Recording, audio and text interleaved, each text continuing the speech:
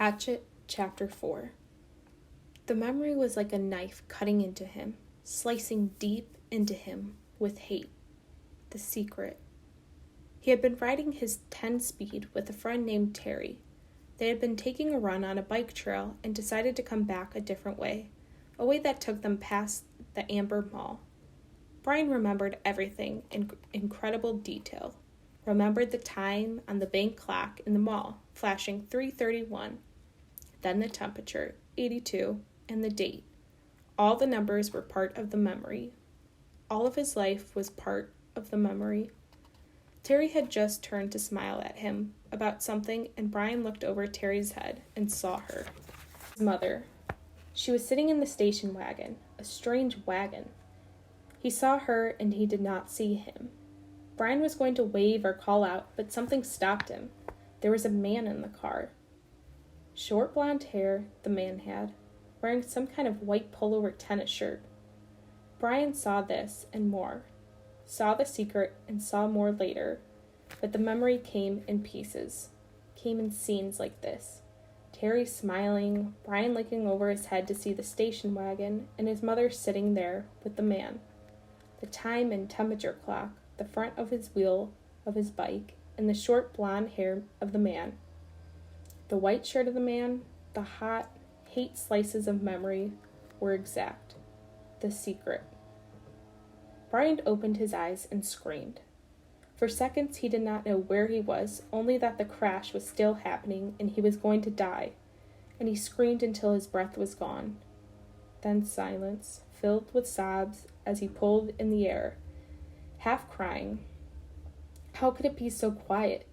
Moments ago there was nothing but noise, crashing and tearing, screaming, now quiet. Some birds were singing. How could birds be singing? His legs felt wet, and he raised up on his hands and looked back down at them. They were in the lake. Strange. They went down into the water. He tried to move, but the pain hammered into him and made his breath shorten into gasp, and he stopped, his legs still in the water. Pain, memory. He turned again, and the sun across the water, late sun, cut into his eyes and made him turn away. It was over then. The crash. He was alive. The crash is over, and I am alive, he thought. Then his eyes closed, and he lowered his head for minutes that seemed longer. When he opened them again, it was evening, and some of the sharp pain had abated. There were many dull aches, and the crash came back to him fully. Into the trees and out onto the lake. The plane had crashed and sunk in the lake, and he had somehow pulled free. He raised himself and crawled out of the water, grunting with the pain of movement. His legs were on fire, and his forehead felt as if somebody had been pounding on it with a hammer, but he could move. He pulled his legs out of the lake and crawled on his hands and knees until he was away from the wet, soft shore and near a small stand of brush of some kind. Then he went down, only this time to rest, to save something of himself. He lay on his side and put his head on his arms and closed his eyes because that was all he could do now. All he could think of was being able to do. He closed his eyes and slept, dreamless, deep, and down. There was almost no light when he opened his eyes again. The darkness of night was thick, and for a moment he began to panic again. To see, he thought. To see is everything, and he could not see. But he turned his head without moving his body and saw that across the lake the sky was a light gray, that the sun was starting to come up, and he remembered that it had been evening when he went to sleep. Must be morning now, he mumbled it, almost in a hoarse whisper. As the thickness of sleep left him, the world came back. He was still in pain, all over pain. His legs were cramped and drawn up, tight and aching, and his back hurt when he turned to move. Worse was a kneeing throb in his head that pulsed with every beat of his heart. It seemed that the whole crash had happened to his head. He rolled on his back and felt his sides and his legs, moving things slowly. He rubbed his arms. Nothing seemed to be shattered or even sprained all that badly. When he was 9, he had plowed his small dirt bike into a parked car and broken his ankle. Had to wear a cast for 8 weeks, and there is nothing now like that. Nothing broken, just battered around a bit. His forehead felt massively swollen to the touch, almost like a mound over his eyes, and it was so tender that when his fingers glazed, it nearly cried. But there was nothing he could do about it. Like the rest of him, it seemed to be bruised more than broken. I'm alive, he thought. I'm alive. It could have been different. There could have been death. I could have been done. Like the pilot, he thought suddenly, the pilot in the plane, down into the water, down into the blue water, strapped into the seat. He sat up, or tried to. The first time he fell back, but on the second attempt, grunting with the effort, he managed to come to a sitting position and scrunch sideways until his back was against a small tree where he sat facing the lake, watching the sky get lighter and lighter with the coming dawn. His clothes were wet and clammy, and there was a faint chill. He pulled the torn remnants of his windbreaker pieces really around his shoulders and tried to hold what heat his body could find. He could not think, could not make thought patterns work right. Things seemed to go back and forth between reality and imagination, except that it was all reality. 1 second, he seemed to only have imagined that there were a plane crash, that he had fought out of the sinking plane and swum to shore, that it all had happened to some other person, or in a movie playing in his mind. Then he would feel his clothes, wet and cold, and his forehead would slash a pain through his thoughts, and he would know it was real, and that had really happened. But all in a haze world. So he sat and stared at the lake, felt the pain come and go in waves, and watched the sun come over the end of the lake. It took an hour, perhaps 2. He could not measure time yet and didn't care, for the sun to get halfway up. With it came some more, small bits of it at first, and with the heat came clouds of insects, thick swarming hordes of mosquitoes that flocked to his body, made a living coat on his exposed skin, clogged his nostrils when he inhaled, and poured into his mouth when he opened it to take a breath. It was not possibly believable. Not this.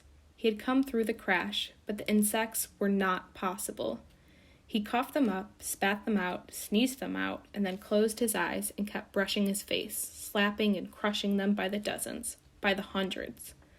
But as soon as he cleared a place, as soon as he killed them, more came, thick, whining, buzzing masses of them. Mosquitoes and some small black flies he had never seen before, all biting, chewing, taking from him. In moments, his eyes were swollen shut and his face puffy and brown to match his battered forehead. He pulled the torn pieces of his windbreaker over his head and tried to shelter in, but the jacket was full of rips and didn't work. In desperation, he pulled his t-shirt up to cover his face, but that exposed the skin of his lower back, and the mosquitoes and flies attacked the new soft flesh of his back so viciously that he pulled the shirt down. In the end, he sat with the windbreaker pulled up, brushed with his hands, and took it, almost crying in frustration and agony. There was nothing left to do. And when the sun was fully up and heating him directly, and bringing steam off his wet clothes, and bathing him in warmth, the mosquitoes and flies disappeared, almost that suddenly. 1 minute he was sitting in the middle of the swarm. The next they were gone, and the sun was hitting him. Vampires, he thought. Apparently they didn't like the deep of the night, perhaps because it was too cold, and they couldn't take the direct sunlight.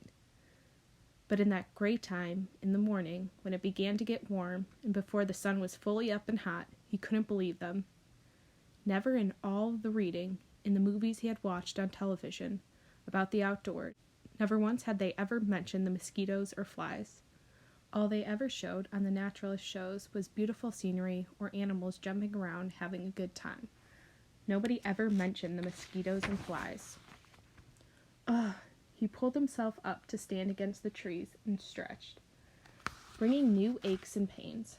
His back muscles must have been hurt as well. They almost seemed to tear when he stretched, and while the pain in his forehead seemed to be abating somewhat, Just trying to stand made him weak enough to nearly collapse. The backs of his hands were puffy, and his eyes were almost swollen shut from the mosquitoes, and he saw everything through a narrow squint. Not that there was much to see, he thought, scratching the bites. In front of him lay the lake, blue and deep. He had a sudden picture of the plane, sunk in the lake, down and down in the blue, with the pilot's body still strapped in the seat, his hair waving. He shook his head. More pain. That wasn't something to think about. He looked at his surroundings again. The lake stretched out slightly below him. He was at the base of the L, looking up at the long part with the short part out to his right. In the morning, light and calm, the water was absolutely, perfectly still. He could see the reflections of the trees at the other end of the lake. Upside down in the water, they seemed almost like another forest, an upside-down forest to match the real one. As he watched, a large bird, he thought it looked like a crow, but it seemed larger, flew from the top, real forest, and the reflection bird matched it, both flying out over the water. Everything was green, so green it went into him. The forest was largely made up of pines and spruce, with stands of some low brush smeared here and there, and thick grass and some other kind of very small brush all over. He couldn't identify most of it, except the evergreens, and some leafy trees he thought might be aspen. He'd seen pictures of aspens in the mountains on television. The country around the lake was moderately hilly, but the hills were small, almost hummocks, and there were very few rocks except to his left. There lay a rocky ridge that stuck out overlooking the lake, about 20 feet high. If the plane had come down a little to the left, it would have hit the rocks and never made the lake. He would have been smashed, destroyed. The word came. I would have been destroyed and turned and smashed, driven into the rocks and destroyed. Luck, he thought. I have luck. I had good luck there. But he knew that was wrong.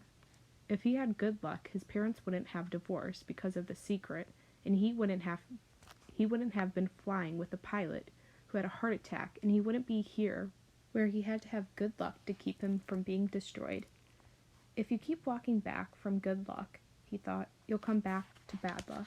He shook his head again, wincing. Another thing not to think about. The rocky ridge was rounded and seemed to be of some kind of sandstone, with bits of darker stone layered and stuck into it. Directly across from the lake, at the inside corner of the L, was a mound of sticks and mud rising out of the water, a good 8 or 10 feet. At first Brian couldn't place it, but knew what it was. Had seen it in films. Then a small brown head popped to the surface of the water near the mound and began swimming off down the short leg of the L, leaving a V of ripples behind, and he remembered where he'd seen it. It was a beaver house, called the Beaver Lodge, in a special he'd seen on the public channel. Fish jumped. Not a large fish, but it made a big splash near the beaver, and as if by a signal there were suddenly little splops all over the sides of the lake, along the shore. As fish began jumping, hundreds of them jumping and slapping the water, Brian watched them for a time, still in a half-daze, still not thinking well. The scenery was very pretty, he thought, and there were new things to look at, but it was all a green and blue blur, and he was used to the gray and black of the city. Traffic, people talking, sounds all the time, the hum and whine of the city. Here, at first, it was silent, or he thought it was silent, but when he started to listen, really listen, he heard thousands of things. Hissing, blurks, small sounds, birds singing, hums of insects, splashes from the fish jumping. There was great noise here, but a noise he did not know, and the colors were new to him, and the colors and the noise mixed in his mind to make a green-blue blur. He could hear as a hissing pulse sound, and he was still tired, so awfully tired, and standing had taken a lot of energy somehow, had drained him. He supposed he was still in some kind of shock from the crash, and there was still the pain and dizziness, the strange feeling. He found another tree, a tall pine with no branches, until the top, and sat with his back against it, looking down on the lake. with the sun warming him, and in a few minutes he scrunched down and was asleep again.